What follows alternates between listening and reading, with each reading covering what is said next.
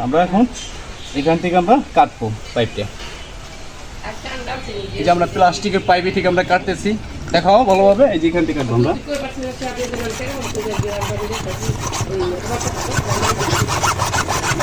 কলা ধরিস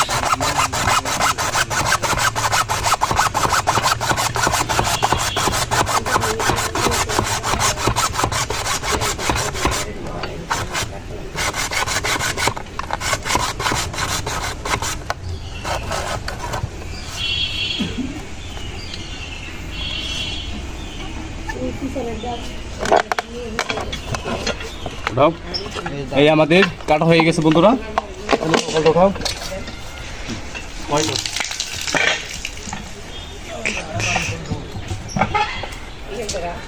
বন্ধুরা এই যে কলের গুঁড়া, এই যে মেন গুঁড়া, এখান থেকে আমরা এখন টেনে নেবো। এখানে কি কি ফিটিং করি, এখানে